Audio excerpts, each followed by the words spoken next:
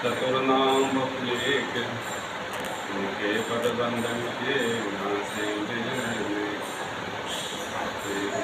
देवया ज्ञादय वर्तन को यशगा भव सागर के तरण को वृंदावन बिहारी लाल की जय। सतगुरु भगवान की जय। गोविंद गोविंद गोपाल नंदलाल कृष्ण गोविंद गोविंद गोपाल नंदलाल कृष्ण गोविंद गोविंद गोपाल नंदलाल कृष्ण गोविंद गोविंद हे गोपाल नंदलाल राम गोविंद गोविंद गोपाल नंदलाल कृष्ण गोविंद गोविंद गोपाल नंदलाल कृष्ण गोविंद गोविंद गोपाल नंदलाल कृष्ण गोविंद गोविंद हे गोपाल नंदलाल गोपाल नंदलाल गोपाल नंदलाल गोपाल नंदलाल हे गोपाल नंदलाल कृष्ण गोविंद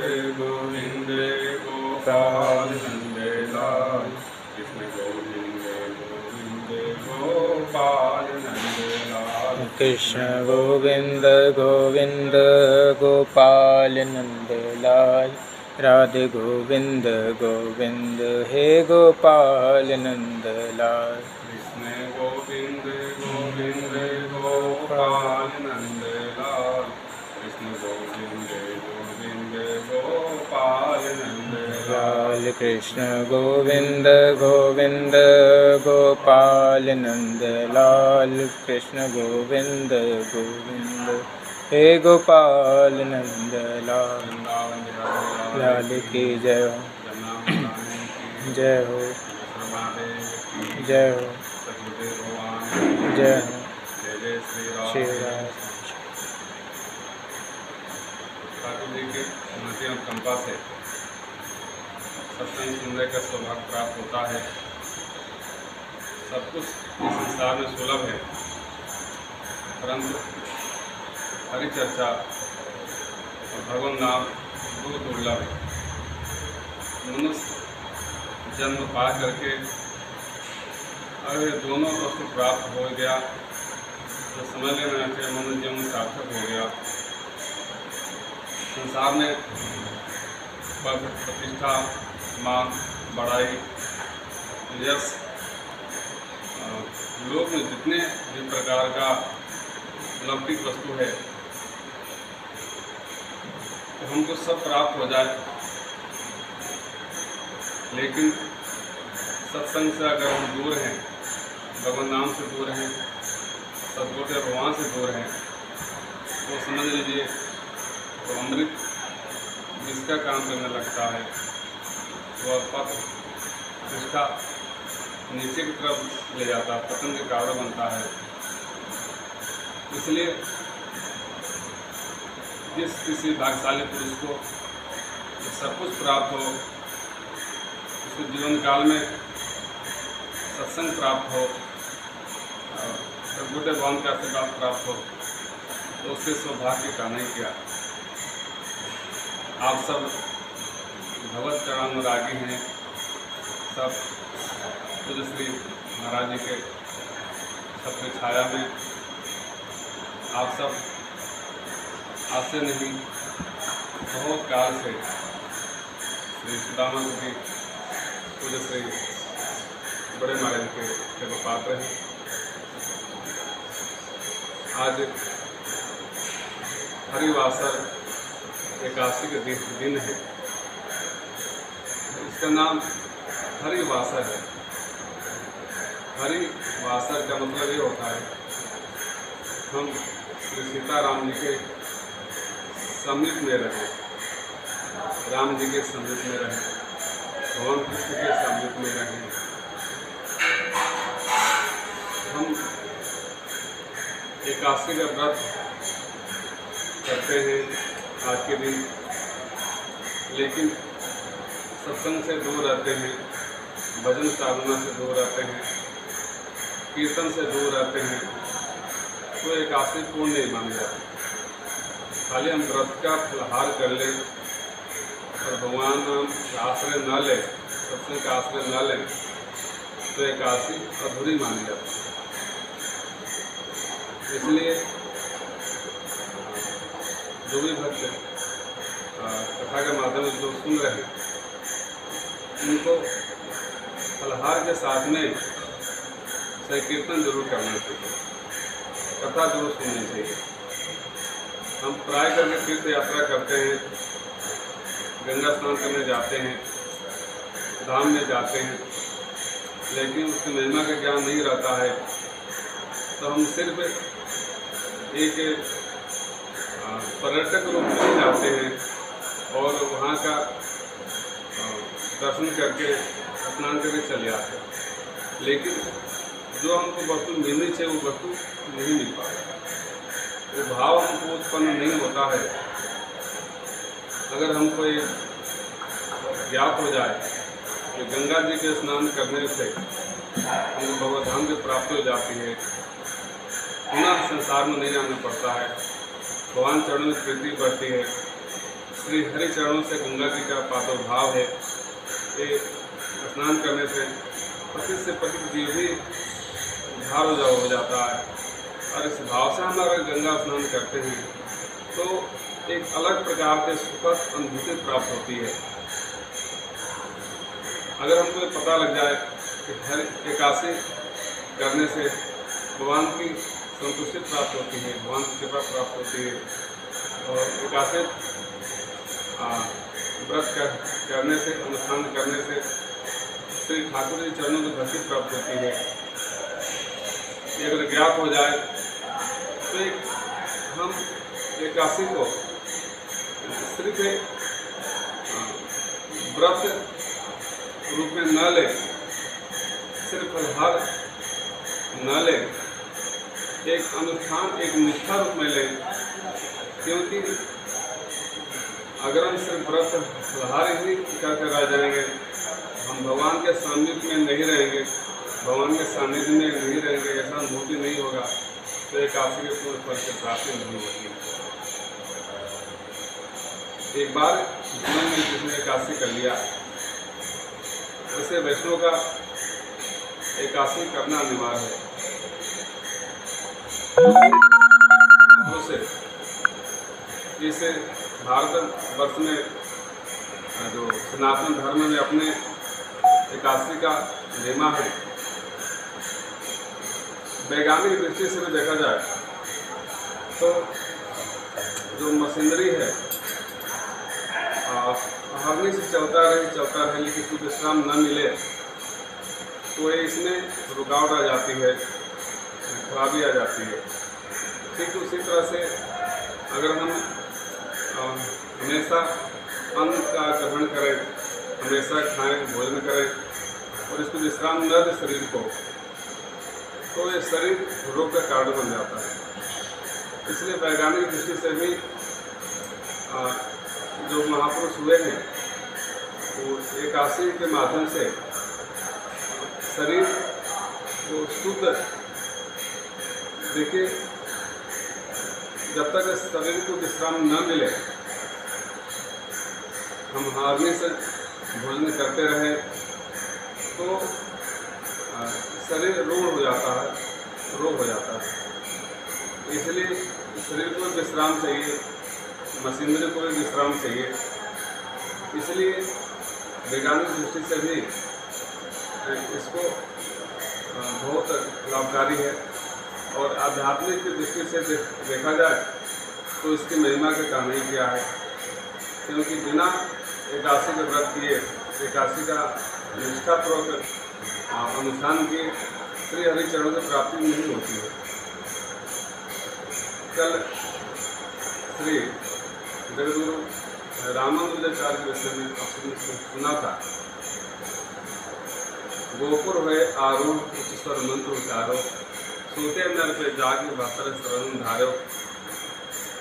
श्री रामानुजाचार्य के गुरुदेव भगवान श्री पूर्ण गोष्ठी जी महाराज अद्भुत महापुरुष थे, हमेशा भगवान नाम में पगे रहते थे। इनकी जीवा से हमेशा श्री नारायण नाम की ध्वनि निकलती रहती थी। सारा संसार इनको नारायण के रूप में दिखाई देता था। ऐसे अद्भुत महापुरुष श्री पूर्ण गोष्ठी जी महाराज को श्री रघुनाथ भगवान आदेश दिए कि रामानुजाचार्य जी को आप मंत्र हमारा नाम सुनाओ। श्री पूर्ण गोष्ठी जी महाराज 2 दिन ध्यान नहीं दिए। जब तीसरा दिन रघुनाथ भगवान आदेश किए स्वप्न में कि रामानुजाचार्य जी को मेरा प्रिय नाम सुनाओ, वो कृपा पात्र है, वो मेरा स्नेह भाजन है, उसके नाम सुनाने से जगत का कल्याण होगा, जीवों को उद्धार होगा।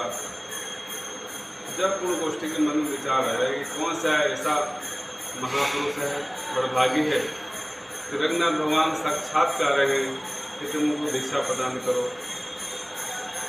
तो श्री पूर्ण गोष्ठी जी महाराज जी रामानुजाचार्य जी को बड़े प्रेम से बुलाए अपने पास में और भगवान का आदेश सुना करके उनको एक प्रकार से अनुशासित किए कि जो भगवान के नाम में जो तुमको दे रहा हूँ ये बहुत भाग्यशाली को ही मिलती है। इसके नाम ग्रहण करने से जीवन सफल हो जाता है और मनुष्य जीवन धन्य हो जाता है और अद्भुत सुख की प्राप्ति होती है, भगवान चरणों में प्रीति बढ़ती है। लेकिन मेरा आदेश है इस नाम को गुप्त ही रखना, किसको सुनाना नहीं, क्योंकि अधिकारी जीव सब नहीं होते भगवान नाम का। तुम अधिकारी हो इसलिए मैं तुमको नाम सुना रहा हूँ, इसलिए मेरा विशेष आदेश है कि किसी को मंत्र सुनाना नहीं, इसको गुप्त ही रखना। श्री रामानुजाचार्य भगवान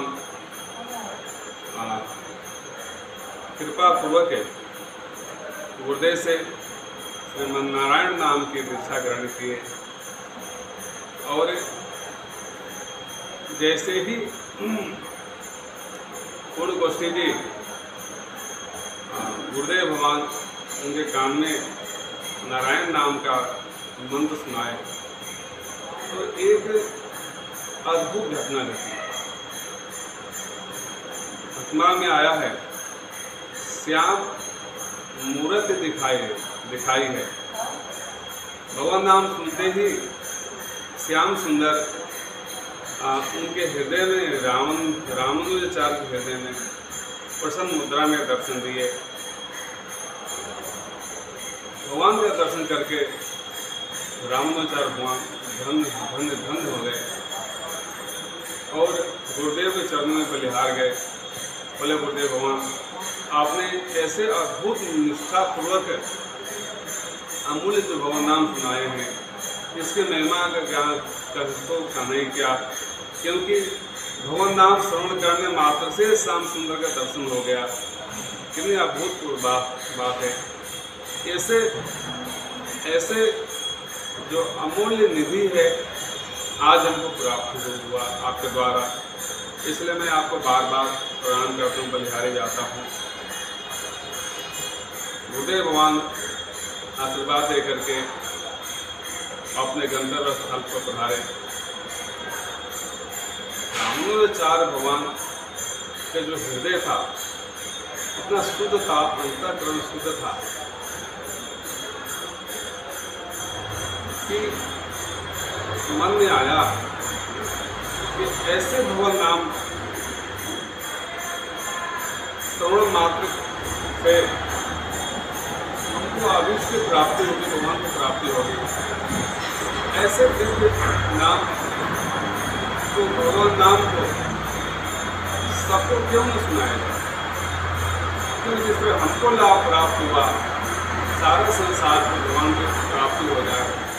तो चाहे हमको कितना हो नरक की यातना करनी पड़े, गुरुदेव भगवान के जो आदेश है उसका हमको दोष भले क्यों न लग जाए, किंतु जीवों का भार हो, इसलिए अर्धरात्रि में गोपुर हुए आरूढ़, जो श्रीमद रंगनाथ भगवान का जो मंदिर है, उस पर के आरूढ़ होकर के बहुत ऊंचा शिखर है, उस पर विराजमान हो गए और जोर जोर से नारायण नारायण नारायण नारायण नाम ध्वनि करने लगे। और उस समय 72 श्रवण धार्यो, गोपुर हुए आरूढ़ उच्च स्वर मंत्र उच्चारो। उस समय देखिए, जब भगवान कृष्ण महाराष्ट्र प्रकरण में श्याम सुंदर जब बंसी बजाए हैं गोपियों को बुलाने के लिए, तो जिनको भगवान बुलाना चाहते थे उनको ही भगवान की बंसी की आवाज़ सुनाई दिया। लाखों गोपियाँ थी, लेकिन जिसको भगवान बुलाना चाहते थे अथवा जिन्होंने अपने पूर्व जन्म में बहुत विशेष भारी तपस्या की है, जिनको बहुत कृपा प्राप्त है, उनको ही भगवान की बंसी की आवाज़ सुनाई दिया और उन्होंने सब कुछ छोड़ करके अर्ध निशा में भगवान के सामने पधारी। ठीक उसी तरह से जिन्होंने पूर्व जन्म में बहुत कृपा प्राप्त किया था, वह जीव 72 श्रवण धारे, अर्धरात्रि की आवाज़ बहुत तेज होती है, लेकिन सूते नर पर जाके जो सो रहे थे, क्योंकि मोह निशा सब सो निहारा, देखे स्वप्न अनेक प्रकारा। मोह निशा में सारा संसार सोता है, लेकिन जो योगी हैं, जो भक्त हैं, जो भगवान के प्रेमी हैं, वो सोते नहीं हैं, वो तो हम रात्रि में जगते रहते हैं। जो बड़भागी जीव थे, क्योंकि जो निशा होती है, रात्रि होती है, उसमें दो जगते हैं। संसारी लोग तो सोते हैं, और जो चोर होता है, आता बहुत प्रेमी होते हैं, दो जगते हैं। बहुत प्रेमी तो भगवान की विरह में जगते हैं, क्योंकि कबीरदास जी कहते हैं, सुखिया सब संसार है, जागे और खावे और सोए, दुखिया दास कबीर है, जागे और रोए। क्योंकि जो भगवान भक्त हैं, वो हमेशा निरंतर भगवान नाम में मस्त रहते हैं, उनको माया नहीं व्यापती है। सोते नर पर जागे, सोते हुए जग करके 72 लोगों ने, बड़भागे लोगों ने वो नाम श्रवण की। तो ऐसा चमत्कार हुआ, ऐसा चमत्कार हुआ कि इतने ही भय सिद्ध नाम 72 लोगों ने नाम सुनते ही सब तुरंत सिद्ध हो। ये वो नाम का चमत्कार। गोपुर हुए आरो उच्च सर मंत्र उच्चारो, सोते नर पे जाग 72 श्रवण धारो। तो ऐसा अद्भुत चमत्कार हुआ। प्रातः काल हुआ, गुरुदेव भगवान के पास में शिकायत गई, गुरुदेव भगवान आपने जो कल जिनको शिष्य बनाए रामानुजाचार्य, वो आपका आदेश का उल्लंघन किए हैं। आपका आदेश था कि इसको किसी को भी नाम को सुनाना नहीं, क्योंकि अधिकारी जीव सब नहीं होते हैं। प्रतिबंध किया था आपने, लेकिन आपके आज्ञा को उल्लंघन करके इन्होंने अर्धरात्रि में जोर जोर से भगवान नाम लिया। रोते भगवान सुनते ही रुष्ट हो गए, तो रामानुजाचार्य ने बुलाए। रुष्ट होते बोले, रामानुजाचार्य, मैं तुमको बोला था कि तुम किसी को अन्य को नाम नहीं सुनाना, इसलिए तुम मेरा अज्ञात दोष का अपराध हुआ, इसको तुम नरक का भागी बनोगे। रामानुजाचार्य जी बोले, गुरुदेव, अगर मेरे नरक जाने से हजारों हजारों जीव भगवान के धाम को जाते हैं, नाम लेने से, नाम श्रवण करने से हम ये नहीं चाहता हूँ कि हमको जो सुखी प्राप्त हुआ, भगवान नाम प्राप्त हुआ, भगवान का दर्शन हुआ, जीव वंचित हो जाए। हमने आपके आदेश का उल्लंघन किया है, मैं अवश्य नरक जाने को तैयार हूँ, लेकिन हमारे नरक जाने से और अनेक जीव भगवान के दर्शन प्राप्त होते हो तो हमारा नरक नहीं है, वो नरक ही हमारे लिए सुख की स्थान बनेगा। क्योंकि सारा संसार में जीव तड़प रहा है, दुखित है, त्राही त्राही कर रहा है। बहुत सागर में जो जीव है, अपने को कहीं उसका किनारा नहीं मिल रहा है, सब दुखी हैं। दुखी जीव को तारण करने के लिए भगवान नाम जरूरी है। इसलिए हम नरक में जाऊँ ठीक है, लेकिन जीव भगवान का दर्शन हो। ऐसा जैसे ही रामानुजाचार्य जी का ये वाक्य श्री पूर्ण गोष्ठी जी ने गुरुदेव भगवान ने सुना, अद्भुत चमत्कार हुआ। गुरुदेव भगवान इनका निष्ठा दे करके प्रसन्न हो गए और हृदय से लगा लिए इनको। बोले, तुम तो मेरे नारायण हो, मेरे नारायण हो। क्योंकि ऐसी जीवन पर दया तो सिर्फ नारायण में हो सकती है, दूसरा जीव पर दया कोई नहीं दिखा सकता। इसलिए मैं आप मेरे नारायण के स्वरूप हो। आप तो हमारे शिष्य बन करके हमको महिमा प्रदान किए, इसलिए मेरा आराध्य आप हैं। इस तरह से उनको हृदय से लगा लिए और आशीर्वाद दिए कि तुम इसी तरह से भगवान नाम सुना करके जीव की सदगति प्रदान करते रहो। यह अभूतपूर्व श्री रामानुजाचार्य का उदात्त चरित्र है।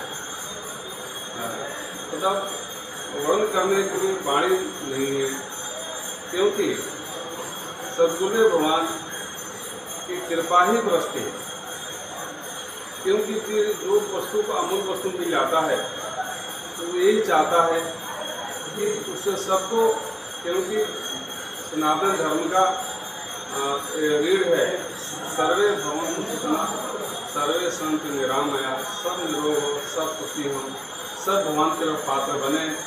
ऐसे सनातन धर्म का घोष है। हम सब बड़भागी हैं, हम सब गुरुदेव भगवान की कृपा से आज सत्संग सुनने को प्राप्त हुआ।